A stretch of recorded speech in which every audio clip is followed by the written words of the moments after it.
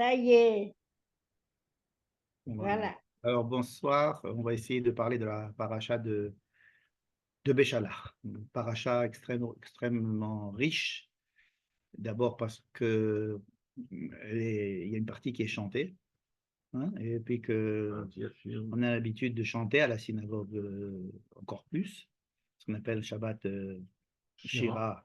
euh, et donc là, ça nous donne l'occasion de nous confronter à un nouveau style euh, d'écriture de la Torah, puisque jusqu'à présent, depuis le début, ça a toujours été en prose, et là, c'est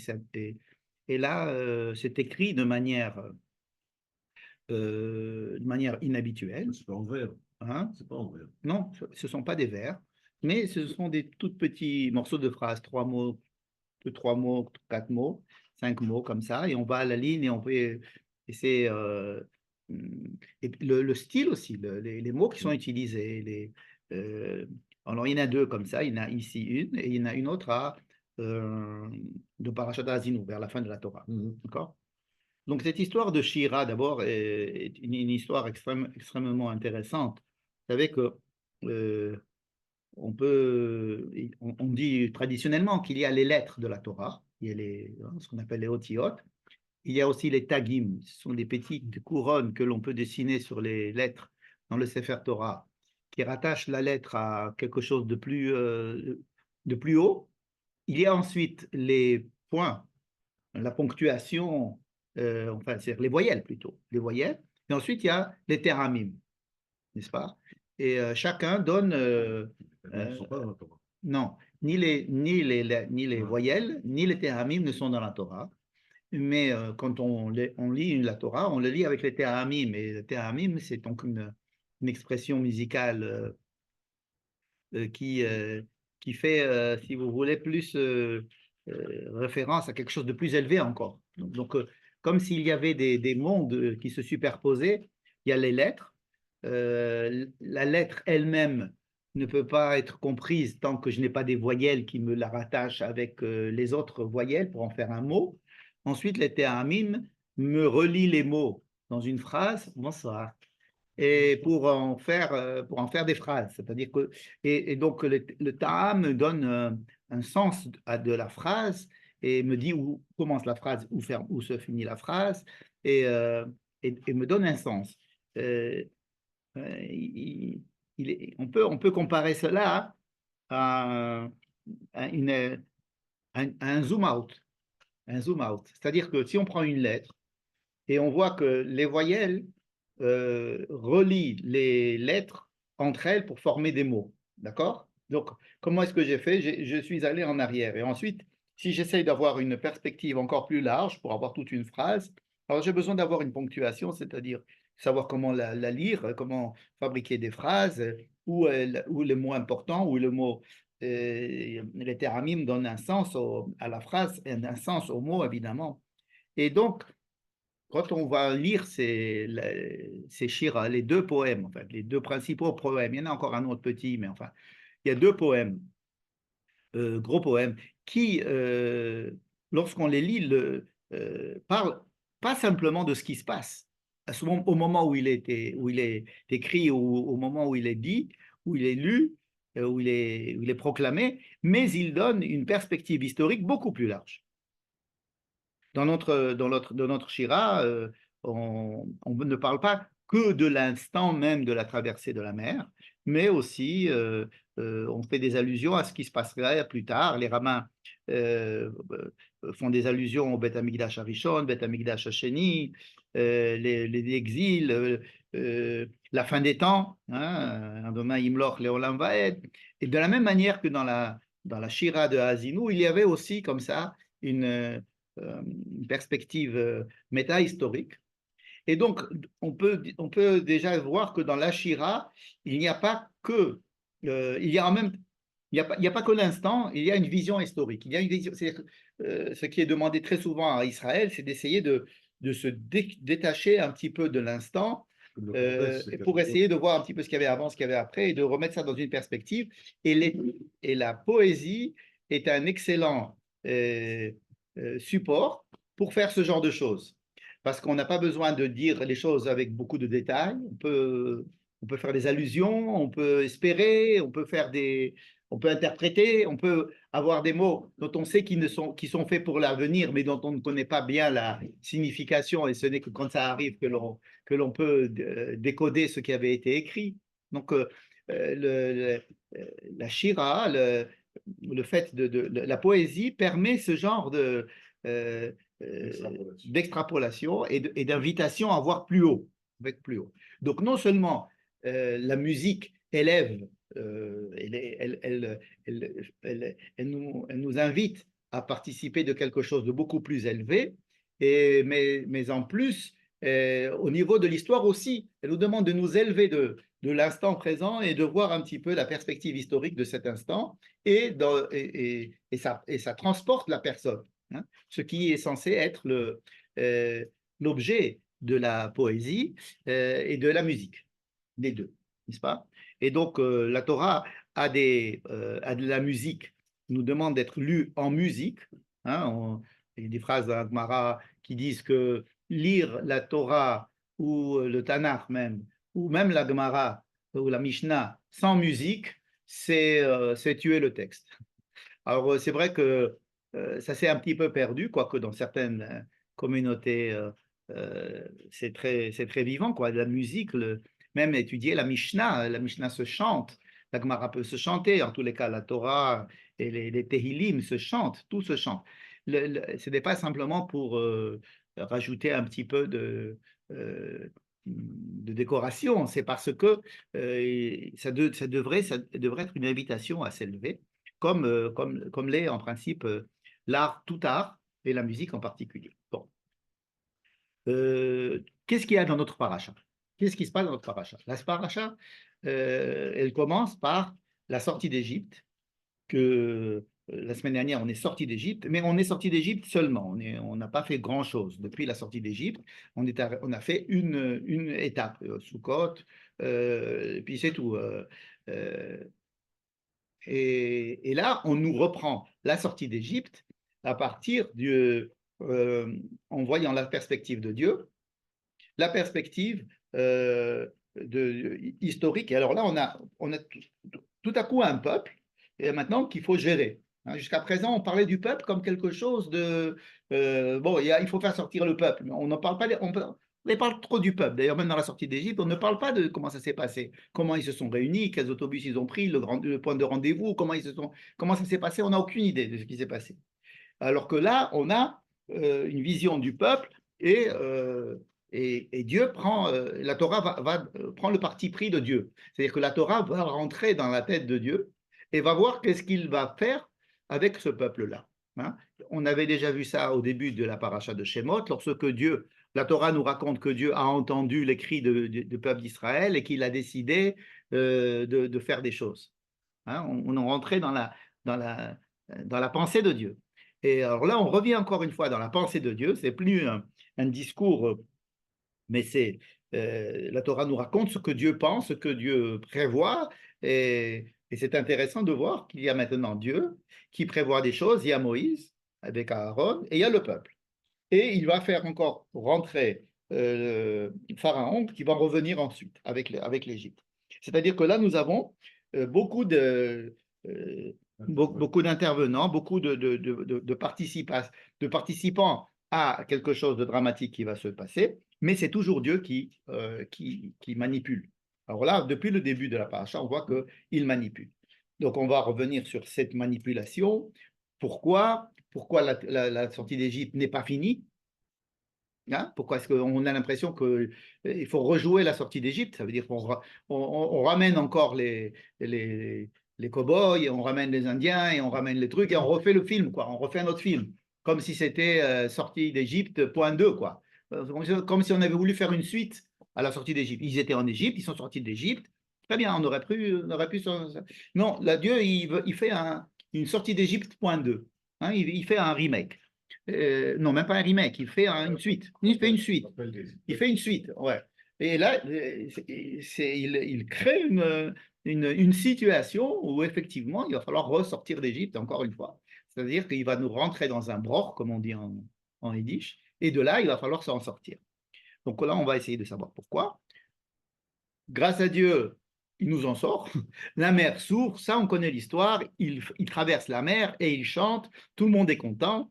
Ensuite, qu'est-ce qui se passe quand tout le monde est content, tout le monde a chanté, tout le monde a dansé, tout le monde a fait la fête? Que Dieu s'est révélé, que bon, on va y revenir, mais après, qu'est-ce qui se passe dans la paracha? Il se passe trois épisodes. Trois épisodes où le peuple d'Israël se lamente, se plaint, parce qu'à un moment donné, l'eau est amère, il faut l'adoucir. Ensuite, parce qu'ils ils veulent du pain et ils veulent de la viande. Alors, pour le pain, Dieu va donner de la manne, et ça prend une très grande partie de la paracha, la manne, l'histoire de la manne, on va essayer d'en dire deux mots. Et il leur donne aussi de la viande. La viande. Ça paraît très bizarre cette viande parce qu'on sait qu'ils sont sortis avec plein de bétail et qu'ils ont tout plein de bétail. Donc l'histoire de la viande est des cailles. Il envoie des cailles. Bon, enfin, il demande du bassar. Après, il leur envoie des cailles. Ça vole, Hein? ça vole. Oui, ça vole. Elles viennent par le haut. Ouais, ils viennent du froid. Ça, quelle caille. Et ensuite, le troisième épisode, c'est quand ils arrivent. Alors, à chaque fois, c'est parce qu'ils se déplacent, ils ont des étapes. Et chaque étape géographique correspond à une histoire. Troisième histoire. Donc, première histoire, c'était l'eau. Ils arrivent dans un endroit où l'eau est amère. Il faut adoucir l'eau. Ensuite, deuxième histoire, c'est ils veulent avoir du pain et de la viande. Et ils ont du pain et de la viande. Troisième histoire, c'est ils veulent de l'eau. Maintenant, ils n'ont pas d'eau. Donc, ils arrivent dans un endroit où il n'y a pas d'eau. Ils veulent de l'eau. Alors, on, on leur donne de l'eau. Hein. Euh, il suffit de frapper le rocher, puis il y a de l'eau. Et ensuite, après ces trois histoires, on va dire, ce sont trois histoires de réclamation et de réponse de Dieu qui leur donne ce qu'ils demandent. Et nous avons donc le dernier épisode, c'est quoi? C'est la guerre avec Amalek. Donc il se passe vraiment beaucoup de choses. Alors, on va commencer par la guerre d'Amalek, si vous voulez bien. Donc, alors cette guerre de Amalek, elle est pas longue, elle est racontée en quelques versets. Il y a deux parties. Il y a la guerre avec Amalek, ensuite un ordre qui est donné à Moïse de perpétuer le souvenir de cette guerre. Donc, il y a deux choses. Il y a la guerre, et ensuite Dieu intervient pour dire, ben voilà ce que vous avez fait là, il va falloir vous en rappeler, et puis voilà, c'est un truc à faire même. On n'a pas fini avec Amalek dans l'histoire. Qu'est-ce que la première partie, c'est la guerre de Amalek. Va y avoir Amalek, Amalek arrive. D'où, comment, on ne sait pas. Va y avoir Amalek. D'accord? Ce qui me fait même supposer que peut-être que ça ne s'est pas passé maintenant. Peut-être que ça s'est passé plus tard. Peut-être que ça s'est passé au bout de 40 ans, je ne sais pas. Mais c'est raconté maintenant. Et on dit qu'il est venu justement à Rephidim, juste au moment juste là où il était, mais on sait qu'ils sont tournés pas mal de fois. C'est pas près de Gaza, par exemple. Non, pas du tout. C'est Midbar Sin, c'est à peu près dans le Negev. En tous les cas, Amalek qui habite le Negev, c'est normal qu'il vienne à ce moment-là. Bon, pourquoi est-ce que j'ai soulevé l'hypothèse que peut-être que ça ne s'est pas passé maintenant? Parce que ça paraît bizarre. Ça paraît bizarre qu'il y ait maintenant une guerre avec Amalek. Ça paraît très bizarre. On a l'impression que ça fait partie des guerres que l'on va voir à la fin des 40 ans lorsque le peuple d'Israël fait des guerres. D'accord? Mais cette guerre est racontée ici, donc on va faire comme si elle se passe maintenant. Il n'y a pas de raison par ailleurs de penser que ce n'est pas passé maintenant, puisque c'est le même endroit, ça se passe justement ici. C'était leur territoire, ils sont rentrés dans leur territoire. Non. Ils ne sont pas rentrés encore, ils ne sont pas rentrés dans leur territoire. C'est Amalek qui est sorti de son territoire et qui est arrivé. Amalek est arrivé. Le Rav Medan, il dit, c'est parce que comme ils avaient trouvé de l'eau, alors ils ont dit, tiens, il y a un peuple qui a trouvé de l'eau, on va aller leur piquer leur eau. On note qui dit qu'à partir du moment où Israël ont montré quelques signes de faiblesse au niveau de leur foi en Dieu, c'est ce qui est écrit dans les versets précédents, alors tout de suite Amalek attaque. C'est-à-dire qu'Amalek, il a une spécialité de diagnostiquer des faiblesses spirituelles qui peuvent se passer à l'intérieur du peuple d'Israël et venir attaquer tout de suite. Par exemple. Et en tous les cas, il n'était pas là. Eh ben, Amalek détecte ce genre de choses. Ils ont un bon ils ont des informations. Ils savent très bien où c'est qu'on habite, ils savent tout, quoi. Amalek, ils savent très bien les choses. Ils savent comment on fonctionne. Et alors, il arrive à Amalek, Vaïlahem et Israël, Birfidim, il fait la guerre contre Israël. Ou dans le même endroit où ils étaient, donc à Rephidim, là où il manquait d'eau, et on leur met de l'eau. Vayomer Moshe et Yehoshua, tout de suite, qu'est-ce qui se passe? Moïse dit à Josué, va choisir des gens et sort faire la guerre contre Amalek. Bon, ça, c'est une histoire qu'on connaît. Ce que je voudrais vous faire remarquer, c'est que Dieu n'intervient pas ici. Hein? Nous avons une première guerre au début de la paracha, qui est la guerre avec Pharaon. N'est-ce pas? Qu'est-ce qui se passe là-bas? C'est que Dieu amène le peuple, il les amène dans un cul-de-sac, et il amène Pharaon, et il leur dit allez les attaquer. Quand Israël, ils sont en train de dire, qu'est-ce qu'on va faire? C'est là il leur fait traverser la mer. Et surtout, il leur dit, faites pas la guerre, moi je fais la guerre. Vous n'avez pas à faire la guerre, taisez-vous. Vous n'avez pas à prier, vous n'avez pas à faire la guerre, vous n'avez à rien faire. Moi, je vais faire tout pour vous. Et effectivement, Dieu fait tout pour eux, c'est-à-dire qu'il fait des choses extraordinaires. Il ouvre la mer, il fait passer le peuple d'Israël, il fait venir Pharaon, il l'attire dans la mer, il referme la mer sur Pharaon. Bon, bref, et après, ils ressortent avec beaucoup de...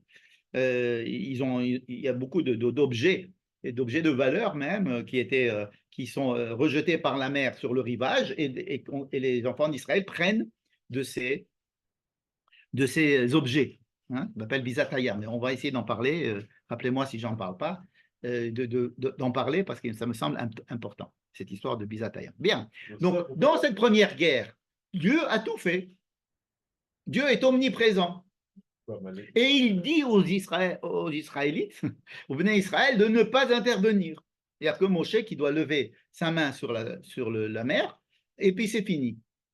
C'est tout ce qu'il doit faire. Et ensuite, ils avancent. Même l'histoire de Narshon ben Aminadav, c'est un midrash. Ça n'est pas écrit dans la Torah. Il n'y a pas écrit du tout dans la Torah que Narshon ben Aminadav s'est lancé et sans lui, la mer ne serait pas ouverte parce que lui, il a initié, il est arrivé, l'eau est arrivée jusqu'à la bouche et alors à ce moment-là, l'eau s'est ouverte et alors c'est quelque chose qu'on se raconte comme ça, mais ce n'est pas écrit dans le texte. Ce n'est pas du tout écrit dans le texte. C'est écrit que Dieu a ouvert la mer et qu'ils sont passés. Tandis qu'à la fin de la paracha, nous avons une guerre où il n'y a pas Dieu. Dieu, en tous les cas, n'intervient pas dans le texte. Il dit qu'il faut se battre. Non. Moïse, il n'y a pas Dieu. Moïse dit à Josué, qu'on n'a pas vu jusqu'à présent, hein, Josué. Il apparaît Josué. C'est pour ça que je dis que ça paraît venir d'une autre histoire. Josué, quand il sera Ramatkal, c'est plus tard. Mais enfin bon, disons qu'il prend Josué et il le nomme responsable militaire et il doit aller ramasser des gens qui doivent maintenant... Ils avaient des armes, des M16, des tanks. Alors, d'où ils avaient les armes? C'est écrit au début de la paracha. Qu'ils étaient Chamushim, Alou Bene Israël, Mitzrayim, ils avaient des armes. Chamushim. Chamushim, en principe, ça veut dire Chamush. Chamush, c'est avec des armes. On connaît le Midrash, l'explication. Chamushim, c'est un cinquième aussi, parce que c'est Chamushim, bon. Mais en principe, Chamushim, c'est Mezouyanim, comme dit le Onkelos, c'est même Rashi, ils avaient des armes. Hein, bon. Donc, ils avaient des armes, et là, ils doivent faire la guerre, et il n'y a aucun problème. Personne ne dit rien. Le peuple, on ne sait pas ce qu'il dit. C'est Josué et Moshe qui s'arrangent. Il dit à Josué, tu vas aller là-bas, et tu vas t'occuper de faire une armée, et tu vas commencer à gagner. Et moi, et Moïse, il va aller dans une autre zira, dans un autre endroit, qui est au-dessus d'une colline, Rosh Hagiva, avec le bâton de Dieu, et donc ils se séparent. Il y a Moïse qui monte, Josué qui va, et qui devrait préparer la guerre pour le lendemain, ce qui est très bizarre. Demain,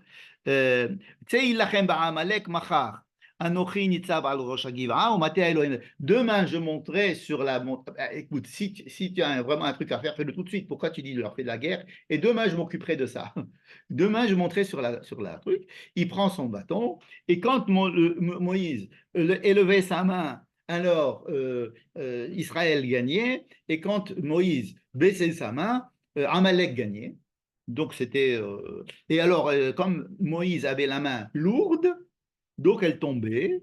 Et alors, comme il avait avec lui Aaron, son frère, et Hur, son beau-frère, hein, le mari de sa sœur, ils lui ont tenu la main, ils lui ont mis une pierre comme ça pour ne pas qu'il baisse la main. Et c'est comme ça que Josué a réussi à un petit peu affaiblir, il n'y a pas écrit qu'il a exterminé Amalek, hein, affaiblir, ça nous rappelle des choses, affaiblir Amalek par l'épée. Voilà. Et ensuite, donc je dis la deuxième partie, c'est que Dieu dit, c'est que là Dieu commence à intervenir après la guerre, complètement. Quand la guerre est finie, il dit, ah ben tu vois, maintenant mets ça par écrit et sache que ça sera une chose à, à faire dans l'avenir, c'est-à-dire de détruire Amalek. Mais qui le fera? Moi, Dieu, je le ferai. C'est-à-dire que j'interviendrai à la fin pour essayer de détruire Amalek. Midor, d'or, à chaque génération, Midor, d'or, c'est quelque chose ça veut dire quoi, Midor, d'or? Comme si c'était à chaque génération, il y a un Amalek qui vient et qu'il faut, il faut le détruire. Mais à la fin des temps, Macho emche et zecher Amalek mitachat hashamaim, quand, on veut bien savoir, et alors après Moïse, il construit un autel. Bon, ce que je voulais faire remarquer en premier lieu, c'est que dans la première guerre, Dieu fait tout, dans la deuxième guerre, Dieu fait rien. Non seulement Dieu fait rien, mais Israël ne parle pas à Dieu, Moïse ne parle pas à Dieu. S'il lève les mains et que tout d'un coup Israël gagne, Dieu fait quelque chose d'autre quand même. Il est possible que le fait que Moïse lève la main, ça veut dire qu'il fait une prière vis-à-vis de Dieu, donc oui, il intervient quelque part, mais on ne parle pas de Dieu. C'est-à-dire, on aurait pu dire, Moïse dit à Dieu, écoute, viens nous aider, ou quelque chose comme ça. Ou Dieu qui dirait à Moïse, ne t'inquiète pas, je vais venir. Rien, il laisse tout faire, et à la fin, quand la guerre est finie, alors il intervient, Dieu. On sait combien il y a eu de morts chez nous dans cette guerre? Pardon? On sait combien il y a eu de morts chez nous dans cette guerre? Non, non, non, il n'y a pas écrit. C'est presque une guerre, j'allais dire, symbolique. C'est une guerre qui a besoin, comme si elle avait besoin d'être ici pour fermer cette paracha, qui a commencé par le contraire. Bon. On va essayer de voir quelques petits points. La main de Moïse qui est lourde, ça paraît bizarre. Combien de fois Moïse a levé sa main pour faire les 10 plaies? On n'a jamais dit que la main de Moïse était lourde. Ça veut dire quoi que la main? À partir du moment où tu lèves ta main, et alors c'est fatigant, alors ta main est lourde. Vidé Moshe Kevedi. Il n'est pas vieux, il a le même âge. Il y a il a 80 ans, mais c'était le même qu'il y a quelques mois. Il faisait tous les miracles avec sa main. Et il a d'ailleurs mis sa main au-dessus de la mer pour que la mer s'ouvre. Il n'y avait pas écrit là-bas que les mains étaient lourdes, que la mer, à chaque fois, elle se refermait et se rouvrait parce qu'il baissait sa main, il relevait sa main. Il y a quelque chose d'ici de très humain. On s'occupe de des mains de Moshe comme de quelque chose d'humain, qui est faillible et qu'il faut aider. Et, ça monte, ça descend, etc. Bref, on montre ici, dans cette guerre, presque une totale dépendance du résultat de la guerre à ce que vont faire les enfants d'Israël, et c'est-à-dire la guerre et les prières de Moïse ou les incantations de Moïse ou le fait de dire que quand on lève la main, alors on espère en Dieu, et alors on a comme si on lève un drapeau, et alors à ce moment-là, les soldats voient que le drapeau est élevé, alors ça élève le moral des troupes. Bref, toutes ces explications vont dans le même sens, à savoir que c'est quelque chose qui a une initiative humaine, et cela tranche complètement avec le début de la paracha, où la guerre, c'était initiative divine dans la guerre elle-même, c'est-à-dire que c'est Dieu qui a décidé qu'il y ait à un moment donné une guerre, c'est lui qui nous fait peur à un moment donné, mais après c'est lui qui fait la guerre, qui nous dit que c'est lui qui fait la guerre et que nous, on ne doit surtout pas faire la guerre et qu'on doit rien faire. Et ça paraît vraiment comme notre paracha, elle est vraiment prise entre deux moments extrêmement différents l'un de l'autre. Où l'un, c'est Dieu qui fait tout pour le peuple, l'autre, c'est le peuple qui fait tout comme s'il n'y avait pas Dieu. Bien. pourquoi nous mettre, comme si la paracha avait besoin d'être tendue entre deux pôles différents. Vous voyez? C'est pour ça que je commence par Amalek, pour bien montrer que la paracha, elle montre des tensions. La paracha, elle est là pour montrer des tensions. Ces tensions veulent exprimer une certaine évolution du peuple et c'est la tension de l'histoire qui doit amener le peuple d'un certain état à un autre état. N'est-ce pas? Et donc, le premier état, ça serait un peuple assez infantile, je dirais, on s'occupe de lui comme d'un enfant, hein, on fait tout, on fait tout pour lui, les bonnes choses et les mauvaises choses, mais on fait tout pour lui. Et à la fin, lui, il fait pratiquement tout seul, n'est-ce pas? À savoir la guerre et la prière. La prière aussi, c'est une manière d'agir. On veut prier, et on est des humains, alors on essaye de trouver des moyens pour que la main ne retombe pas. Ce sont des initiatives humaines qui sont décrites ici. Alors, est-ce que ça s'arrête là? Est-ce qu'on veut simplement parler d'un peuple qui, sortant d'Égypte, est infantile et il va devenir plus adulte et plus indépendant et plus responsable de son sort à la fin de la paracha?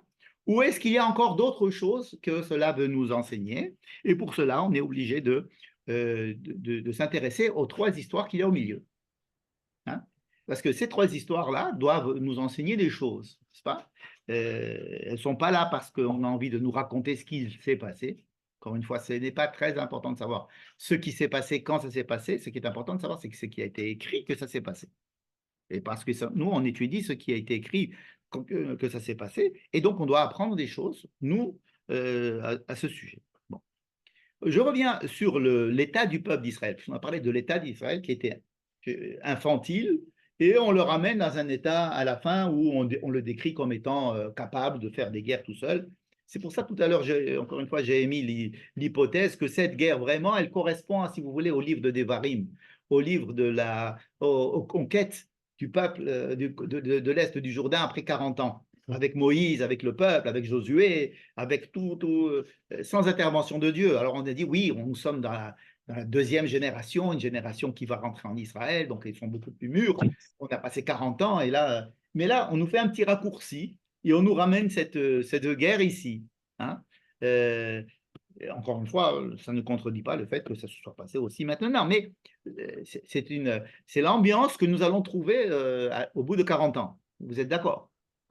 Ils vont faire la guerre contre Sichon, contre Og, Israël fait la guerre.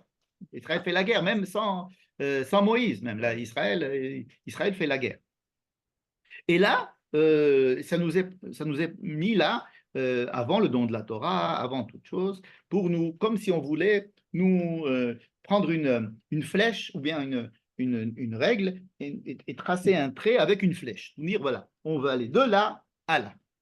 Quel est le point de départ? On a dit que c'était la sortie d'Égypte. Alors, la sortie d'Égypte, elle est comparée comme la naissance. Un gosse qui naît. La traversée de la mer, c'est comme si c'était une Brit Mila. La circoncision. Ou peut-être, ou même, disons même un peu plus, disons la circoncision, disons même la bar mitzvah. Quelque chose c'est-à-dire, ils sont encore enfants, mais ils ont quand même quelque chose qui se passe à l'intérieur d'eux. Mais on considère cette étape à la fois comme la traversée de la mer. La traversée de la mer. On a posé la question tout à l'heure de savoir à quoi ça servait de nous refaire une sortie d'Égypte. Puisqu'on avait la sortie d'Égypte. Alors, pourquoi Dieu ne les fait pas rentrer en Israël tout de suite? Il dit non, non, non, non, je ne veux pas. Je ne veux pas qu'ils restent sous l'emprise des Égyptiens, peut-être. Je ne veux pas qu'en voyant la guerre, ils vont aller chercher de l'aide chez les Égyptiens. Je voudrais vraiment qu'ils soient coupés complètement le cordon, parce qu'ils sentent qu'il y a encore quelque chose. Donc, il les ramène. Il prend Pharaon et il endurcit son cœur et il vient et dit oh là là, qu'est-ce que j'ai fait comme bêtise, je vais aller le rechercher. Et là, il fait une confrontation entre les deux. Et c'est là qu'il attend qu'on sente que quelque chose de définitif va se passer. Comme si la sortie d'Égypte, ce n'était pas définitif. D'accord? Et que là, cette sortie d'Égypte, la version numéro 2, c'est-à-dire la traversée de la mer, là, il y a quelque chose de définitif.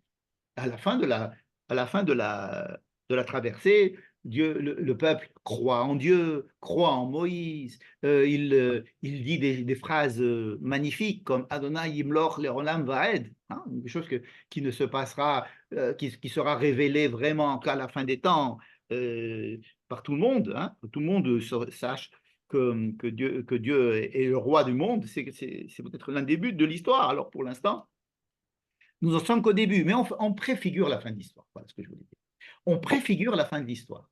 On préfigure l'aboutissement de la sortie d'Égypte comme si c'était la fin. C'est-à-dire on fait sortie d'Égypte, suite et fin. Suite et fin. Ça veut dire c'est pas suite et encore on va retrouver une suite. Suite et fin. C'est création du peuple, début et fin. Alors, création du peuple, le faire sortir d'Égypte, c'est-à-dire que Dieu a senti que, ok, on est sorti d'Égypte, mais on n'était pas complètement sorti d'Égypte, ou l'Égypte n'était pas sortie de nous. Et il fallait qu'il y ait quelque chose de vécu, de beaucoup plus profond, et donc ça se passe dans la sortie d'Égypte. C'est pas pour rien que les rabbins disent que cette traversée de la mer s'est passée le 7e jour. C'est pas écrit dans la Torah que la traversée de la mer s'est passée 7 jours après la sortie d'Égypte. Il n'y a pas de date. Mais comme on a... C'est le 21 Nissan. On n'a pas de date. Il n'y a pas de date. Hein. Mais les rabbins disent, étant donné que nous avons... bon, ça doit se passer à peu près dans ces eaux-là, quoi, si j'ose dire. Et, Donc ils sont faits pour 7 jours. alors, quand même, il faut y aller, il faut y arriver quand même, de là jusque-là. Où se trouve la mer? Je ne sais pas, moi, à mon avis, c'est la frontière, c'est la mer qui va nous amener en Arabie Saoudite. Enfin bon, ça c'est une autre histoire. Même 7 jours, c'est pas assez pour y arriver, mais comme on nous a dit de fêter une fête de Pessah, de Chag HaMatzot, qui va durer 7 jours, et que le premier jour est un jour de fête et le 7e jour est un jour férié, on se dit, le premier jour, je comprends, ils sont sortis. Et qu'est-ce qui s'est passé le 7e jour? Alors les rabbins disent, la traversée de la mer. Et alors pourquoi 7? On n'a pas d'explication dans la Torah. Pourquoi 7 jours? Pourquoi il faut fêter un événement qui s'est passé en une nuit ou en un jour, 7 jours? Alors, les rabbins disent, ah ben, parce que 7 jours, ça représente une durée d'histoire, comme ça, 7 jours, ça symbolise toute l'histoire, peut-être même. Et donc, on a le début et on a une fin, et à la fin, c'est la traversée de la mer. Donc, on a fini avec la sortie d'Égypte, le jour où il voit Mitzrayim, Met al Sefatayam. Il voit l'Égypte morte. Ce n'est pas un Égyptien ou 2 Égyptiens, c'est l'Égypte. Il y en a qui disent le représentant de l'Égypte dans le ciel, c'est-à-dire l'Égypte même, morte. Et en voyant l'Égypte morte, ça y est, c'est fini. Et la mer se referme et ils sont de l'autre côté. Voilà. Donc là, il y a une préfiguration de la fin de la Géoula. La fin de la Géoula. Est-ce que vraiment on est sorti d'Égypte complètement? Non, puisqu'on continue à le fêter. Le simple fait que nous devons faire la sortie, de faire Pessah tous les ans, c'est parce qu'on n'est pas sorti d'Égypte complètement. Ça veut dire ce que représente la sortie d'Égypte, puisque nous n'avons pas encore, nous ne sommes pas dans la Géoula, la véritable délivrance à laquelle on aspire, qui ferait que nous sommes débarrassés de tous nos ennemis, et que nos ennemis extérieurs, de nos ennemis intérieurs, de notre... Pas sorti de l'auberge. On n'est pas sorti de l'auberge. Mais on préfigure la sortie de l'auberge. Qui va devenir le plus faire? C'est ça? Pardon? Alors, les rabbins disent qu'à la fin des temps, on ne fera plus Pessah. On fera la fête de la fin des temps.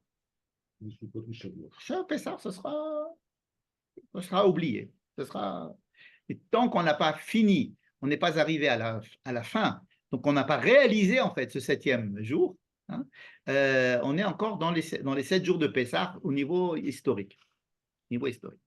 Donc, cette première étape de notre paracha, c'est en fait la dernière étape de la sortie d'Égypte. C'est-à-dire, on commence déjà.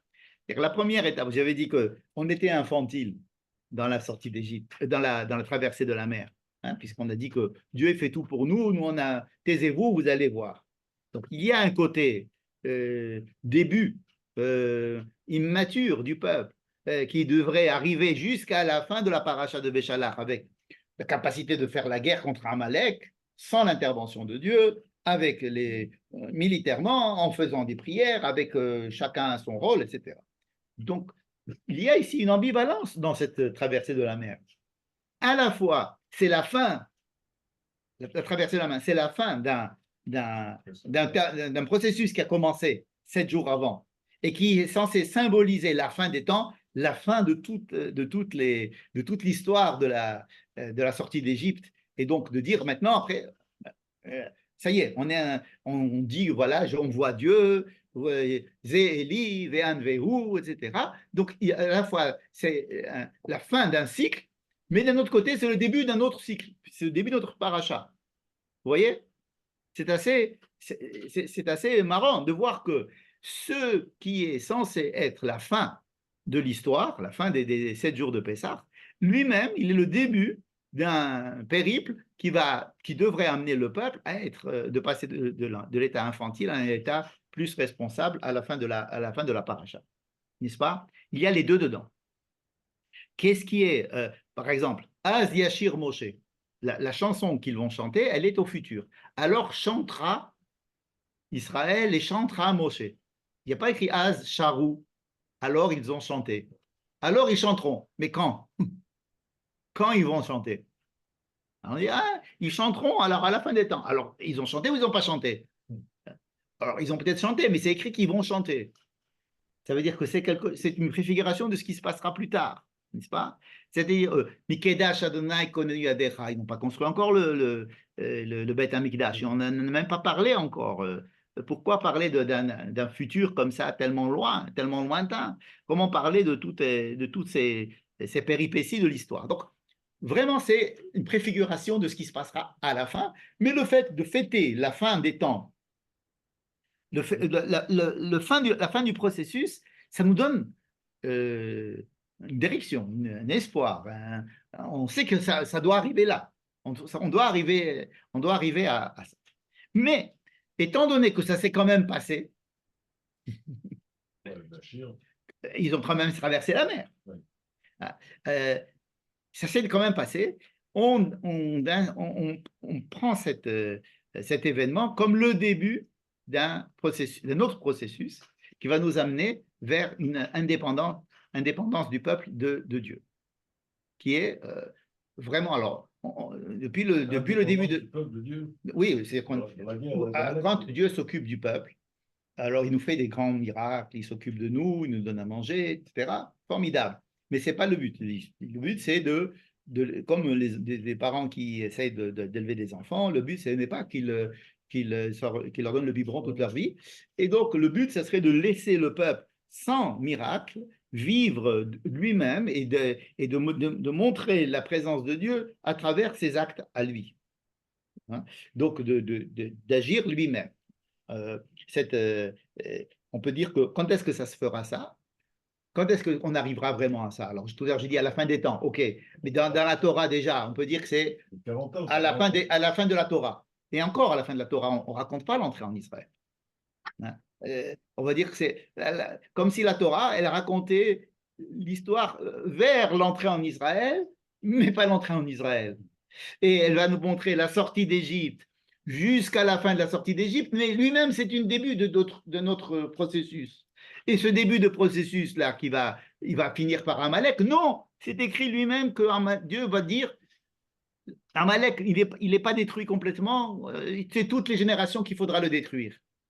Donc même la dernière étape de notre paracha, elle-même, qui est la guerre contre Amalek, on a dit c'est quand même une guerre faite par les enfants d'Israël sans l'intervention de Dieu, ça montre une certaine maturité et donc la fin d'un processus de maturation, n'est-ce pas? Mais lui-même, il est écrit justement, quand Dieu intervient, il dit, écris ça, tu vas voir qu'on aura besoin de faire ça toutes les générations. À chaque génération, on aura besoin de faire ça. Donc, il y a quelque chose qui doit se passer plus tard, à la fin. Quand est-ce qu'on va détruire complètement Amalek? Macho, Emchel, Zecher Amalek. mitachat hashamayim, c'est une promesse de Dieu qui réalisera à la fin des temps. Et même à la fin des temps, l'une des choses que devra faire le Mashiach, c'est de détruire Amalek. Donc, ce que j'essaie de montrer pour l'instant, c'est quoi? C'est que nous avons des processus qui ont un début et une fin, mais dès qu'on a la fin, on a le début d'un autre processus. Et ce même processus, il va nous indiquer, ça va être le début de quelque chose d'autre. Vous voyez? Et que la Torah, elle va s'arrêter avant que l'on transforme l'essai, si j'ose dire, parce que justement la Torah, c'est, si vous voulez, ça nous montre ces progressions successives. Comme si la Torah ne nous raconte pas une histoire avec un début et une fin, mais elle nous montre un chemin. Elle considère l'homme en chemin de sa libération, en chemin de sa maturité, en chemin de plein de choses. C'est sans arrêt être en chemin, la Torah. Hein? Donc, elle ne nous raconte pas une histoire, comme on dit, une histoire sacrée, c'est une histoire, au contraire, c'est une invitation à accompagner l'homme dans sa vie, parce que sa vie, c'est un chemin. Oui, la halakha aussi est censée accompagner l'homme, mais sur le plan pratique, dans un chemin qu'il doit parcourir, n'est-ce pas? Et donc, notre paracha, c'est l'archétype, si vous voulez même, il me semble, de cette...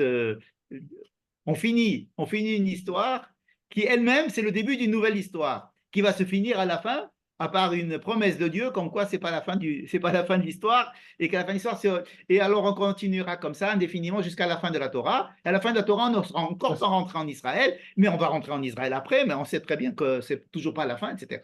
Donc c'est quelque chose qui est en devenir en permanence. Ce sont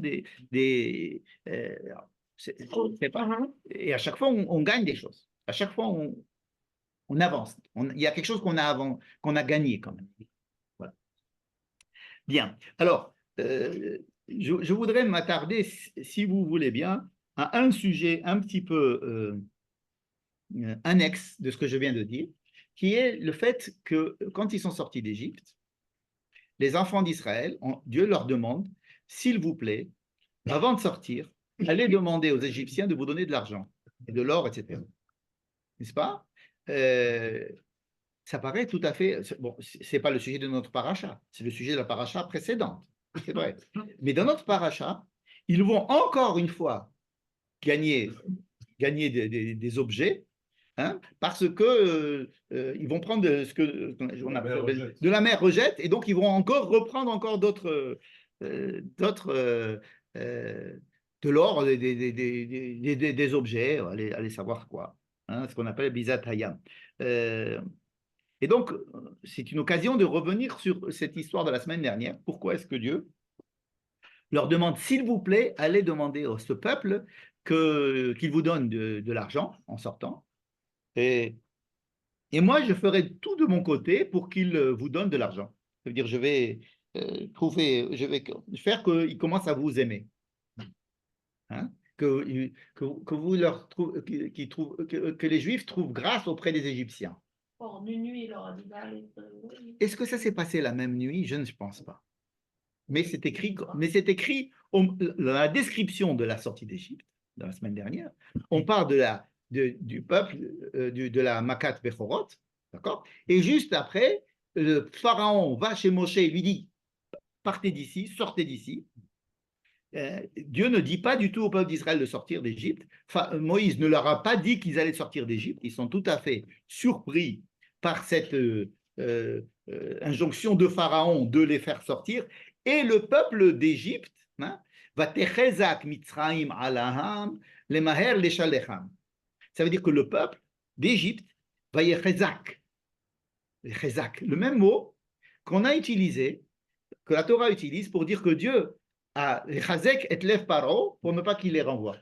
Alors remarquez cette chose-là. Dieu endurcit le cœur de Pharaon pour ne pas qu'il renvoie Israël. Mais au moment où il veut que oui, il renvoie Israël, alors il renforce le cœur des Égyptiens pour qu'il Non, Donc, Vayechezak il Mitzrayim. adoucit le cœur, après, il renforce le cœur. C'est écrit qu'il en renforce. Vayechezak.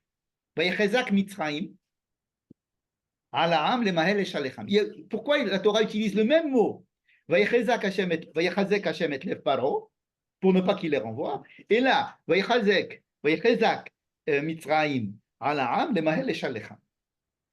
Comme si Dieu avait créé deux situations.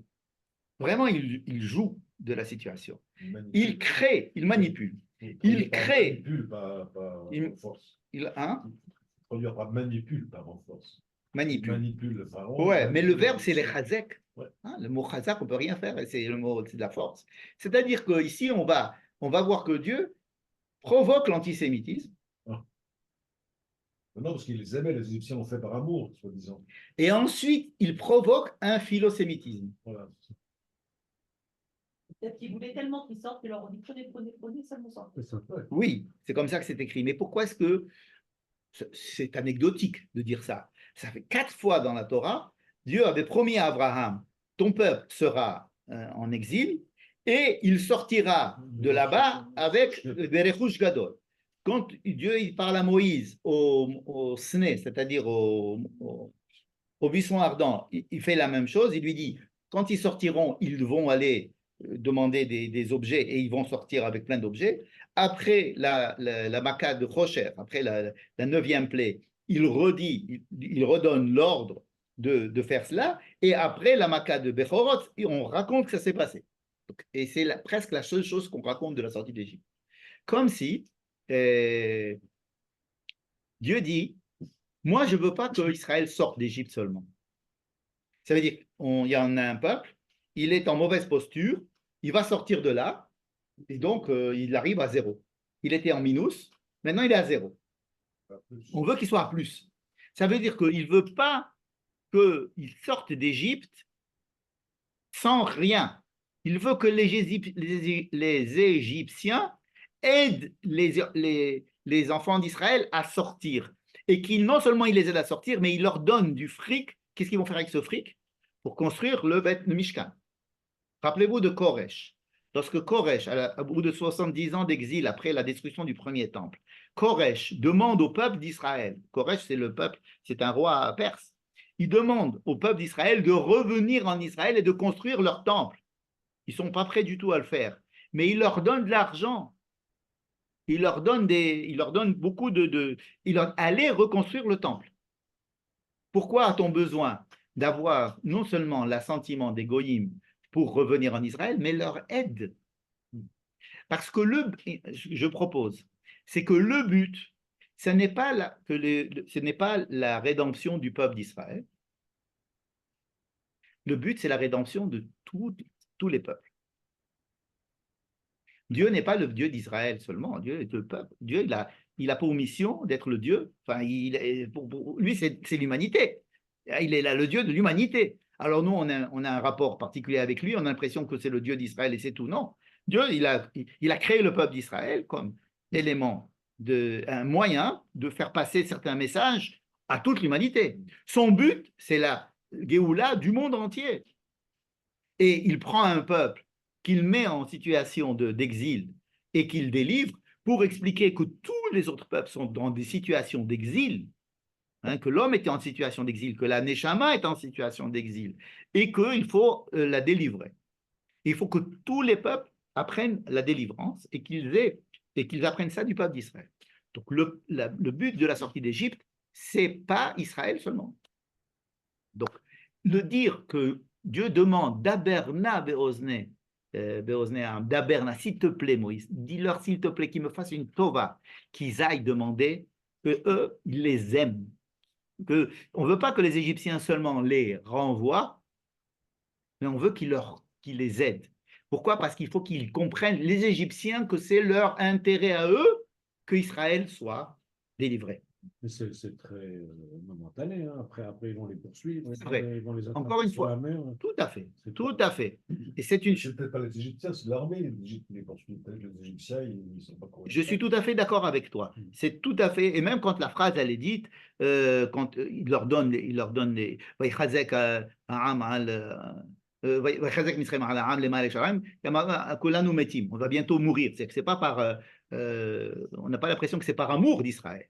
Mais Dieu dit, Ani natati chen ha'am be'anei Mitzrayim.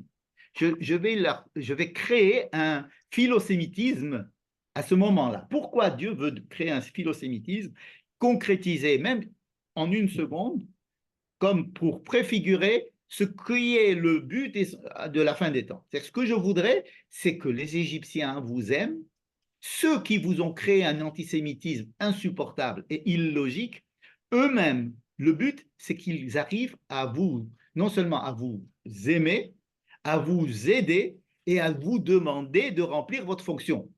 C'est un peu comme les Américains qui nous donnent Les évangélistes. Ouais. Mais voilà, c'est ça. Ils nous donnent l'argent de façon infinie. Mais le but, c'est que tout le monde, pas que les gens qui nous aiment, les gens qui ne nous aiment pas arrivent à nous aimer. Non seulement à nous aimer, mais à nous obliger de nous remplir leurs fonctions que nous-mêmes nous refusons de remplir. C'est-à-dire que nous ne sommes pas un peuple comme tous les peuples. Nous avons une certaine mission à remplir pour les nations. Et si on refuse de remplir notre mission pour les nations nous disent, vous n'avez pas le droit d'exister. Et ça, c'est la première étape. Vous n'avez pas le droit d'exister, on va vous tuer. Et sinon, alors au moins faites ce que vous devez faire. C'est-à-dire, tant que vous ne faites pas ce que vous devez faire, on vous tue. Donc, il y a une attente du peuple d'Israël d'avoir comme ligne de mire le fait que tous les peuples, en fin de compte, devront être délivrés d'eux-mêmes, de leur situation, et que leur mission est une mission à l'intérieur d'eux-mêmes, d'être le peuple d'Israël, qui ensuite doit remplir sa mission pour que tout le monde soit délivré. Alors, les objets symbolisent cet état vers lequel on tend. Alors, je suis d'accord que ça s'est passé un petit peu, et pas de façon consciente, mais c'est dit dans les textes qu'il y a eu un philosémitisme créé par Dieu, provoqué par Dieu, et qui a été concrétisé par des objets, et que ces objets vont être concrétisés en fabriquant un Beth Amikdash, qui va être ensuite le canal par lequel Dieu va parler au monde. Maintenant, ça ne s'est pas passé parce que ça n'est pas fini, et ça n'est qu'une préfiguration de ce qui devrait se passer à la fin des temps, que imaginons aujourd'hui par exemple, tous les peuples qui sont contre nous, qui sont de façon illogique contre Israël et contre les Juifs, etc., qu'à un moment donné, ils comprennent que leur salut dépend du salut d'Israël. Vous allez me dire, tu rêves. Ok, le peuple d'Israël il a le droit de rêver, c'est comme ça qu'il a résisté jusqu'à présent. C'est-à-dire que le but, c'est que cet antisémitisme se transforme en philosémitisme. Et le fait de donner de l'argent, c'est pas simplement on vous empêche que Jérusalem soit votre capitale. On vous aide, on vous construit, nous on vous la construit, on vous construit le temple et on donne de l'argent pour le construire ce temple. Ce qui paraît aujourd'hui impensable. Mais c'est ça le but. Et pourquoi Dieu passe par Israël pour leur dire allez leur demander de l'argent?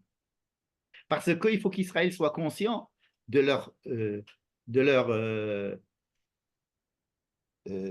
mission, de leur raison d'être.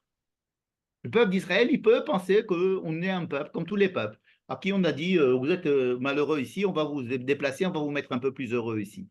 Et alors que ce n'est pas ça. Le peuple d'Israël, s'il pense que c'est un peuple comme tous les autres peuples, alors sa raison d'être n'existe plus. Et donc, il y a cette injonction d'aller, allez leur demander. Mais comment moi je vais demander à ma voisine moi j'étais sa servante, ma mère était sa servante, ma grand-mère était sa servante, ça fait des générations on leur fait le parterre chez eux, et tu vas me dire que maintenant, eux, ils vont, oui, vas-y, tu vas voir. Et ils le font, ils l'ont fait et ça s'est passé. C'est un salaire, ils ont demandé leur salaire ça, c'est l'explication du Riskouni. D'accord. On ne va pas faire une histoire pour un salaire. Et est-ce qu'on peut faire vraiment un salaire? Est-ce que vraiment c'est un salaire? On n'a pas 210 ans ou 400 ans. Il y a beaucoup d'explications qui sont données, mais je pense que cette explication de là, de vivre l'inverse même de l'esclavage en négatif, c'est-à-dire que j'étais sous toi et maintenant je suis sur toi. Tu me haïssais, maintenant tu m'aimes et tu me pousses à être ce que je suis. Et tu me donnes de l'argent pour que je puisse réaliser de construire mon Beth Amikdash. Ça, c'est quelque chose qui est prévu depuis le début et qui est préfiguré comme étant le but à atteindre, que la sortie d'Égypte ne se passe qu'avec cette histoire-là. Et si ça ne s'est pas passé complètement, ça devrait se passer un jour. N'est-ce pas? Bon. Pourquoi je vous raconte cette histoire? Parce qu'ils vont recevoir de l'argent maintenant d'une autre manière. Les Misraïm sont morts. Les rabbins racontent que... C'est l'armée d'Égypte qui meurt ou c'est tous les Égyptiens qui sont morts? Alors, c'est l'armée d'Égypte. C'est l'armée d'Égypte, ce sont les hommes qui sont venus faire la... Ouais. Mais quand il dit on a vu l'Égypte, c'est comme si tu dis le drapeau. Hein. Tu connaissais le jeu où quand tu as eu le drapeau, tu as tout gagné. Ça veut dire que le symbole de l'Égypte. Hein. Mitzrayim met al-Sefatayam. Ici, les rabbins ont dit qu'ils ont ramassé des objets de la mer, comme ça. Pourquoi est-ce que ce Midrash dit qu'ils ont ramassé des objets alors qu'ils avaient déjà pas mal d'objets déjà récupérés? Ça nous fait deux sortes d'objets. Il y a des objets qui ont été donnés volontairement et des objets qui ont été pris parce que les autres qui sont morts. N'est-ce pas? C'est la mer. Et c'est ces objets, et c'est quels objets? Ce sont des objets qui étaient faits en principe pour les tuer. C'était des épées, c'était des chars, c'était des arcs, c'était l'armée qui était venue. C'était pas ils n'étaient pas venus faire un pique-nique. Ils sont venus, Kolsous, Rechev, Parachav, etc. Hein? Ça veut dire quoi? Que les deux sortes d'objets que maintenant les Juifs ont pour construire le Mishkan, un, c'est les objets qui leur ont été offerts par les antisémites qui maintenant ont changé de peau et par amour, et ce qu'ils ont récupéré des objets qui étaient là pour les Ils tuer. ne vont pas créer le Beth Amikdash avec des arbres. Si, bien sûr, les arbres égyptiens vont faire le Beth Amikdash. absolument, absolument, et avec les miroirs et avec les ceintures de chasteté des Égyptiens, ben oui, c'est écrit. Et avec oui, tout ça, ça a été fondu. On a fait tous ces objets-là ont permis à construire le Beth Amikdash. Donc regardez, qu'est-ce qui a fait qu'on est arrivé à être enrichi et pouvoir construire le Beth Amikdash? Avec deux éléments. Un, le fait que nous arrivions à comprendre que nous avons une mission à faire et que les goïms voient que nous avons une mission à faire et nous aident à la faire. Et le deuxième, c'est les Égyptiens qui veulent nous tuer et l'antisémitisme. Et de cet antisémitisme-là, ils sont morts et on a eu les... Ça veut dire qu'il y a les deux éléments. C'est-à-dire que l'antisémitisme a pour objet, finalement, d'aider les Juifs à remplir leur mission, à rappeler les Juifs à remplir leur mission. Ça, c'est la Bizatayam. Et la deuxième voie, c'est une voie beaucoup plus positive, c'est-à-dire que de comprendre et d'assumer notre rôle, de montrer que nous sommes là, pas pour passer du temps, et avoir une mission universelle, et que les autres nations le reconnaissent et nous aident à le faire. Donc il me semble qu'il y a ici deux sortes d'objets qui viennent de deux choses contradictoires. Un, de l'amour des Égyptiens, un, de la haine des Égyptiens. Et tout ça, ça fait de l'or et de l'argent pour construire le Mishkan. Je ferme ma petite parenthèse. Et comme j'avais proposé de voir ce qui se passe au milieu, on va utiliser 1, 2, 3, parce qu'on n'a pas le temps de voir en même temps l'eau amère qui devient douce et à la fin qu'on n'a pas d'eau et que Moïse donne l'eau, c'est la manne. La manne. Bon. Alors la manne, qu'est-ce que c'est que la manne? Qu'est-ce que c'est que la manne? Pourquoi Dieu envoie la manne? A priori, c'est parce qu'ils ont dit on veut du pain. Ils ont dit on veut du pain et de la viande. N'est-ce pas? On veut du pain et de la viande. On veut du pain et de la viande. Et Dieu dit à Moïse, je vais vous envoyer de la manne. Mais il ne le dit pas en réponse de l'appel des enfants d'Israël, dans le texte. N'est-ce pas? Il ne dit pas, va leur dire que je vais t'envoyer de la manne. Il dit à Moïse, je vais vous envoyer de la manne, point. C'est-à-dire que la manne, c'est quelque chose qui est prévu par Dieu depuis le début, même s'ils n'avaient pas demandé. D'accord? Ah, il dit avant, il demande. Non. Le texte dit qu'ils ont réclamé. Vayomer Hashem el Moshe, Hineni mamtir lachem lechem min hashamayim, veyatsa ha'am velaketu devar yom beyomo. Cette phrase vient après la demande de pain et de viande, mais là Dieu dit à Moïse, moi j'ai décidé de toutes les façons de vous envoyer du pain du ciel. Qu'est-ce qu'il a dit avant? Est-ce qu'il a dit maintenant? Et ensuite, Moïse va chez le peuple, il leur dit, Dieu a décidé de vous envoyer du pain et de la viande, alors que Dieu ne lui avait pas encore décidé. Enfin, quand vous allez lire le texte, vous allez voir qu'il y a beaucoup de questions de chronologie, ce n'est pas très très clair. Mais je vous donne la solution de la lecture de ce texte. Dieu a prévu de donner du pain du ciel. Ça, c'est la manne. Mais la viande, c'est quelque chose de différent. Il y a la viande et il y a le pain. Quand il demande la viande et le pain. En Égypte, on avait de la viande et du pain. Nous, on veut maintenant de la viande et du pain. Il leur dit, qu'est-ce que c'est que le pain? Le pain, c'est un bon, vous avez raison, il faut du pain. Je vais vous envoyer du pain. Et j'ai prévu de vous envoyer du pain. Je vais vous envoyer du pain du ciel. Pendant 40 ans, ils vont manger du pain du ciel. Ça va venir. Deuxième chose, on veut de la viande. Or, on a dit, ils avaient de la viande. La viande, c'est l'expression d'un désir. On a envie, mitrachek lanou, on a envie de manger des steaks. On a envie de manger de la viande. On était en Égypte, on était sur les marmites de viande. On avait plein de viande. Et là, il y a deux choses. Il y a la viande, qui est un besoin superflu, qui est une demande superflue. Ils en avaient déjà. C'est stam. Et il y a le pain. Il y a le pain du ciel. C'est deux choses complètement différentes. Même dans le texte qu'on voit ici, on voit que c'est deux choses différentes. La viande va être donnée la nuit. Le pain va être donné le matin. La viande, c'est rouge. Le pain va être blanc. La manne va être très blanche. Ça, c'est très rouge. C'est-à-dire qu'il y a vraiment deux aspects totalement différents dans les besoins de l'homme. Il y a des besoins essentiels, basiques, justifiés, et puis des besoins superficiels qui font qu'on a envie en plus d'avoir des gâteries. Voilà, exactement. D'ailleurs, il ne va pas du tout apprécier le fait qu'ils veuillent de la viande. Hein. Le même épisode va être raconté après, en disant que quand ils mangeaient de la viande, ils en mangeaient tellement qu'ils étouffaient, il les a tués avec cette histoire de viande. C'est mal vu. Quand il va dire, la viande va vous permettre de savoir que Dieu vous a fait sortir d'Égypte. Et le pain va vous permettre de découvrir le Kvod Hashem. Voilà, c'est ce qui est écrit dans le texte. Très bizarre, ces phrases-là.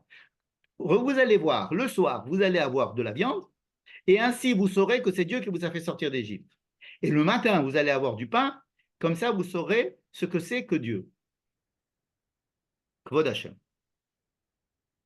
Dites, qu'est-ce que c'est que cette histoire? Alors, on va séparer les choses. Qu'est-ce que c'est que la viande? On l'a dit. Pourquoi leur donner du pain du ciel?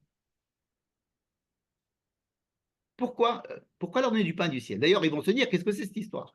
Manou. Le mot man, c'est mamazé. Vayombo manu. Qu'est-ce que c'est ça? Alors, on l'appelait un truc bizarre, c'est un truc qui sort de l'ordinaire. La viande, il a fait venir un vent qui a amené des cailles. Ok, il a pris des cailles, elles étaient ici, le vent, il les a amenées, ils sont ici. Ce sont des cailles, ce sont des trucs avec du vent. Mais la manne, c'est quelque chose de très, très bizarre. Qu'est-ce que c'est que le pain qui descend du ciel? Ce n'est même pas du blé qui descend du ciel. C'est du pain qui descend du ciel. Du pain du ciel. Alors, il faut comprendre. Qu'est-ce que ça veut dire? Du pain du ciel. En fait, lorsque Dieu nous dit qu'il faut faire 3 bénédictions sur l'huile, sur le vin et sur le pain. Hein, Or, pour avoir de l'huile, Dieu ne nous donne pas de l'huile, il nous donne des olives. et c'est avec l'olive que nous allons faire de l'huile. Il ne nous donne pas du vin, il nous donne des raisins, et avec ça qu'on doit faire du vin. Et il ne nous donne jamais du pain, il nous donne du blé, et c'est avec ça qu'on doit faire du pain. Comme si le processus, il s'arrête, il dit, moi, je vous donne du blé, maintenant vous continuez. Moi, je vous donne des raisins, et c'est à vous de continuer à faire du vin. Parce que le but, c'est le vin. Hein, c'est la bracha la plus importante. Et moi, je vous donne des olives, mais c'est à vous à faire le... C'est-à-dire qu'il peut demander une participation, et il fait exprès de nous donner du pain, ou bien de nous demander de manger du pain dans lequel la moitié du processus a été fait par la nature, disons, par Dieu, et l'autre moitié par l'homme. Et c'est ça où on va dire Baruch ata Hashem Eloheinu melech haolam, hamotzi lechem min haaretz. Béni soit Dieu qui fait sortir du pain de la terre. Qu'est-ce que c'est que cette phrase que nous disons? Hein? Lui, il fait sortir la moitié. Moi, c'est moi qui fais sortir la deuxième. Pendant 40 ans, il va nous faire un stage pour nous dire, quand vous allez rentrer en Israël, vous allez manger du pain de la terre. Sachez que ce pain de la terre, il est en partie fait grâce à moi. Et moi, je veux que vous participiez à la deuxième partie parce que je cherche une coopération entre vous et moi afin que dans ce monde-ci, dans la vie normale, avec le rapport avec la terre, vous vous rendiez compte que cette vie terrestre normale, elle a en dessous, elle a derrière une source divine. Ça veut dire que vous allez manger pendant 40 ans du pain qui vient du ciel. Tout cuit, tout prêt. Tout cuit, tout prêt. Donc, vous n'aurez rien à faire. Voilà, exactement. Et pourquoi? Parce que je veux vous inculquer une idée que lorsque vous aurez du pain normal, vous disiez lechem, amotzi lechemina, arrête, c'est Dieu. Ça veut dire que le but final, c'est que le pain il sorte de la terre. Et le fait de nous donner du pain du ciel, c'est pour nous dire, quand tu manges le pain de la terre, sache qu'il y a derrière une intention divine. À chaque fois que tu vas manger un morceau de pain, ne t'arrête pas au morceau de pain, mais sache qu'il y a derrière une intention de création du monde, une intention de création de l'homme, une attente de l'homme. Bref, il y a un rapport avec Dieu qui doit se passer dans le monde d'homme. Si on considère comme ça la manne, alors l'histoire de cette, on a dit un processus qui commence avec la première guerre infantile, et à la fin, où Israël il est indépendant, c'est lui qui fait la guerre. Il y a une histoire dans laquelle on se dit, je vais profiter de ce processus dans lequel je vous ai mis, c'est-à-dire le désert, pour vous inculquer des choses qui ne peuvent être inculquées autrement. Dans la vie normale, je ne peux pas vous expliquer ça. Moi, le but, c'est que vous rentriez en Israël et que vous viviez en Israël. Qu'est-ce que je vais faire avant? Je vais vous inculquer, je vais vous dire des choses qui ne sont pas à faire tout le temps. La manne, ce n'est pas pour tout le temps. Les miracles, ce n'est pas pour tout le temps. Tout ce que je vous fais là, la traversée de la mer, ce n'est pas pour tout le temps.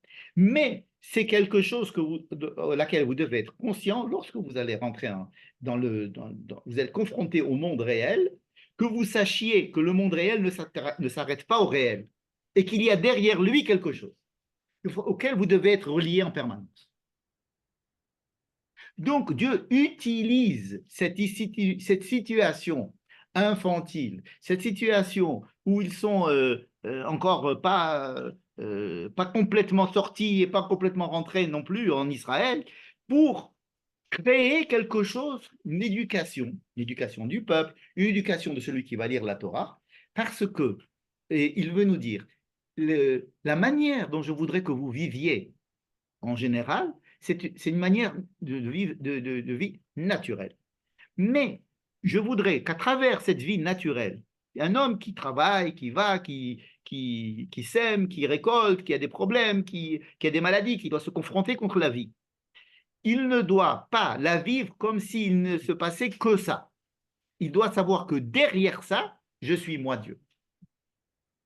Oui, pas forcément. Bon. qu'il y a une intention, qu'il y a une exigence de l'homme, qu'il y a une histoire qui est derrière celle que vous vivez. Mais je ne peux pas vous le dire, ça. Je ne peux pas vous le dire. Parce que quand vous vivez la vie normale, si je vous le dis, alors ce n'est plus une vie normale. Si je suis là derrière vous en vous expliquant qu'est-ce qui se passe, pourquoi ça se passe, qu'est-ce qui va se passer, C'est normal qu'ils sont derrière nous. oui, mais il n'est pas, il n'est pas là de façon évidente. Il n'est pas ça. Ouais, On ça. ne reçoit pas un SMS du bon Dieu tous les matins. Moi, c'est pas bien dire. Donc, tout Ouais, ce c'est qui bien. va se passer avant l'entrée en Non, Israël, non. hein, tout ce qui va se passer avant l'entrée en Israël, c'est-à-dire avant l'entrée en matière, si on peut dire. L'entrée en Israël, c'est la vie telle que, comme si, allez, on commence le film, on rentre en Israël. Tout ce qui se passe avant, ça veut dire la Torah. Tout ce qui se passe avant, c'est pour nous éduquer, pour nous imprégner de choses qui ne sont pas évidentes et que l'on doit quand même étudier, comprendre lorsqu'on va rentrer dans la vie normale. Ça n'a pas marché parce que les explorateurs n'en ont pas voulu. Alors, si ça n'a pas marché, on recommence et on continue et on fait 40 ans. OK, d'accord, c'est pas de problème. Mais c'est à l'école, si tu n'arrives pas à passer de classe, tu redoubles, c'est pas grave. Mais le but de l'école, c'est-à-dire que le but, c'est pas de rester à l'école. Le but, c'est d'avoir une scolarité qui va te permettre ensuite de rentrer dans la vie active. Et dans la vie active, tu dois te rappeler des choses que tu as apprises à l'école. Parce que tu ne peux pas dans la vie active sans arrêt. La Torah, elle s'arrête intentionnellement avant l'entrée en Israël pour dire que toute la Torah, ce n'est qu'un enseignement qu'il faut bien, duquel il faut s'imprégner pour pouvoir ensuite rentrer. Donc tout à l'heure, je disais, pour en finir, nous avons un processus qui est la sortie d'Égypte, qui finit avec le 7e jour, à savoir la traversée de la mer. Mais lui-même, il commence un autre processus qui va s'arrêter avec le fait que c'est plus Dieu qui fait la guerre, c'est nous-mêmes qui faisons la guerre. Mais ce processus, ce n'est que le début, parce qu'on ne va pas à ce moment-là détruire Amalek, on va simplement affaiblir Amalek. Et qu'il y a une promesse qu'il faudra faire ça toutes les générations, il faudra se confronter contre ce Amalek, n'est-ce pas, jusqu'à la fin. Et il y a cette histoire de la manne qui nous explique que ce processus-là, que l'on passe depuis la sortie d'Égypte jusqu'à l'entrée en Israël non compris, tout ce processus-là, c'est un processus d'éducation, où on va nous enseigner des choses que l'on ne pourra pas nous enseigner plus tard. Comme on va nous apprendre à manger de la manne, de recevoir du pain du ciel et de s'habituer à recevoir du pain du ciel. C'est le contraire en général. Tu dois apprendre à faire quelque chose, après, tu sais, là, tu n'apprends rien. Tu te mets tout sur un plateau d'argent et tu n'as rien à apprendre. Oui, mais on a vécu. On a vécu le fait que Dieu nous a traversé, a coupé la mer pour nous. C'est quelque chose qu'on a vécu et que tous les matins on chante. Pourquoi? Pour se rappeler que même aujourd'hui, quand tu es dans la mer et tu ne vois pas la mer qui se partage en deux, n'est-ce pas? Il peut le faire et il le fait de façon différente, sans que nous en soyons conscients. Même si on est énervé certaines fois, parce que ça ne se passe pas, parce qu'on a envie que ça se passe tout le temps comme ça. Quand il va nous donner du pain pendant 40 ans qui tombe du ciel, on n'a pas besoin de les semer, etc. Et on va dire, Baruch, Amotzi lechem min hashamayim. Baruch ata Hashem, Amotzi lechem min hashamayim. C'est pour qu'on puisse ensuite dire Amotzi lechem min haaretz. C'est-à-dire que quand on va dire Amotzi lechem min haaretz, quelqu'un qui nous entend dire ça, il va dire attends, tu t'es trompé. Amotzi chita min haaretz. C'est pas Amotzi lechem min haaretz, c'est Amotzi chita min haaretz. Non, Amotzi lechem min haaretz. Je sais que même la force qu'il m'a donnée, mon intelligence, la terre qu'il m'a donnée, la capacité de faire la pluie qu'il m'a donnée, tout ça, ça fait partie de l'intervention de Dieu dans le monde, qui même si elle est pas évidente, elle est sous-jacente. D'accord? Et c'est ça qu'on fait à tout l'Ishvat. On va dire un mot, parce que c'est quand c'est après-demain. C'est que demain soir, c'est après-demain. Ça veut dire que lorsque je commence l'année à Rosh Hashanah, l'année commence, en fait, c'est quoi cette année? C'est une année où la pluie va commencer à tomber. Bon, la pluie va commencer à tomber, elle va tomber. Cette pluie va rentrer dans la terre, elle va aller dans le figuier, elle va aller dans le bananier, et à tout Vishvat, on va voir les fruits qui sortent. Et on va se dire, tiens, mais ce fruit-là, il vient d'où? il vient grâce au fait qu'il y a eu de la pluie au début de l'année. Ça veut dire que maintenant, je commence à avoir un début d'année de ce que je vois apparaître, euh, alors que la graine, ou si j'ose dire, le début de la grossesse s'est passé à Rosh Hashanah. Hein. Et il y a une gestation et qui fait que après on voit le fruit, l'enfant qui naît. Oui, maintenant, mais cet enfant qui naît, il était en gestation pendant 9 mois. Il y a eu un travail de maturation. Et lorsque on va fêter la venue du fruit et de dire que, waouh, maintenant je vois un fruit, c'est moi mon fruit, je le prends, je me rappelle qu'en fait, c'est grâce à l'eau qui a été donnée par le ciel et qui a été descendue et qui a fait tout un cheminement et qui a fait que ça a été travaillé par l'homme pour qu'ensuite il puisse prendre des fruits. En fait, tout Mishpat, c'est la fête de Eretz Israël par excellence. Pourquoi? Parce que toute la Torah, elle me permet de quoi? Elle me permet que quand je rentre en Israël, je ne me comporte pas comme n'importe quel autre peuple qui serait sur sa terre. Non. Il faut que je rentre en me disant, hey, oh, j'ai une Torah derrière. Il faut que je continue à étudier parce que le stage, l'éducation, le cursus que je viens de finir là, il doit être sans arrêt étudié, repensé et, quand je vais rentrer en Israël.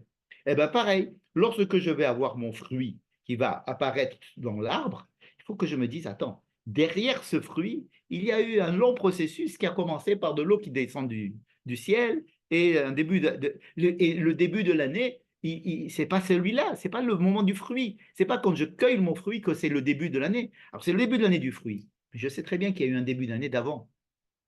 Hein. Lorsque je prends mon pain, je me dis, il y a quelque chose qui est en dessous de ce pain. Il y a quelque chose sous-jacent à ce pain. Et donc, notre paracha, il me semble, nous fait vivre des processus parce que ces processus, on doit les intégrer pour comprendre quand on va vivre normalement dans une terre d'Israël, il faut qu'on comprenne que lorsqu'on vit l'instant présent, du genre, je prends mon fruit, je le mange, on me dit, regarde, il y a quelque chose derrière ce fruit, il y a quelque chose derrière l'arbre, il y a quelque chose derrière toi, toi, tu fais partie d'un peuple, il y a il y a un truc énorme qui se passe en dessous de cette vie, entre guillemets, normale. Et que si tu la vis de façon normale, sans avoir intégré tout ce qui s'est passé dans ce processus, rajoute, tu n'as pas le droit de continuer à vivre sur cette terre. Cette terre-là, elle ne peut te supporter, l'existence du peuple d'Israël ne peut perdurer que s'il est conscient de ce qu'il porte sur ses épaules.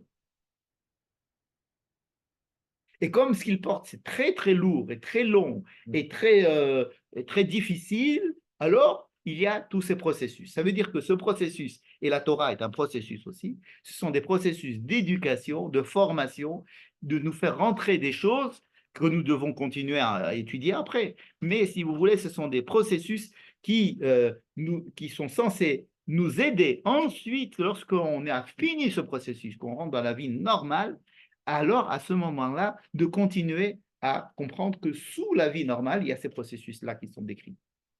N'est-ce pas? Et que ce sont que des processus. Un processus, après un autre processus, après un autre processus, après un autre processus. Et que chacun est la fin d'un et le début d'un autre. N'est-ce pas? Exactement comme si c'était des années d'études, une année qui finit avec une autre année qui finit, une autre année qui s'appuie sur l'année d'avant et qui nous amène à une année supplémentaire. Donc, cette histoire de traversée de la mer, qui au début nous paraissait être la préfiguration de la fin des temps, elle est aussi le début d'un processus en nous disant, ok, mais en te faisant ça, tu es aussi un enfant, alors je veux qu'il y ait la même chose, mais que tu sois plus mature. Et il va y avoir une traversée du Jourdain. Une traversée du Jourdain, de la même manière que la traversée de la mer, avec le Jourdain qui se coupe en deux, avec Josué qui traverse le Jourdain, mais cette fois-ci, ça va être pour entrer en Israël, on en fait moins de chichi, parce qu'on a déjà... C'est pas une question c'est pas une question de taille et une question d'impressionner les gens, simplement, c'est le fait de se dire, on peut utiliser maintenant quelque chose qu'on a appris. D'accord? Donc, tout ce que l'on voit dans la Torah, ça n'a de but que à être mis en pratique en rentrant en Israël. Et c'est pour ça que ça s'appelle Torah. C'est-à-dire que c'est pas historia, c'est enseignement. Je t'apprends des choses qui vont te servir plus tard. Ce sont des exercices qui vont te servir plus tard, n'est-ce pas? Avec des évolutions. Et le but, ce serait de rentrer en Israël. Et on ne raconte pas l'entrée en Israël parce que ça, ce n'est pas la peine de te l'apprendre. Je t'apprends tout ce qu'il faut que tu saches avant de rentrer en Israël. Mais le but, c'est de rentrer en Israël, qu'il n'y ait plus de miracles, qu'il n'y ait plus de manne, qu'il n'y ait plus de participation évidente de Dieu, et de savoir que derrière ça, il y a quand même Dieu. Voilà. Bien fait, mais la création d'Israël en 48, c'est un miracle. Hein. On ne voit les miracles que lorsque l'on s'éloigne, comme les ta'amim dont j'ai parlé au début. C'est-à-dire que tu vois le ta'am, le sens de la chose, que lorsque tu t'éloignes et tu vois une perspective. Quand tu es dans l'histoire, dans l'élément même, on ne peut pas comprendre ça. On souffre, on est joyeux, on voit l'instant présent. Pour bien comprendre, il faut faire un zoom out et voir un petit peu l'histoire en général, n'est-ce pas? Et ça, c'est effectivement extrêmement difficile, mais on a appris à le faire. On a appris à le faire, malheureusement. On a appris à le faire, et ce qui nous permet de continuer. Voilà. Bon, voilà, avec plaisir.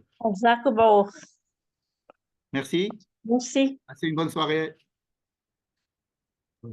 תודה רבה. Merci à vous.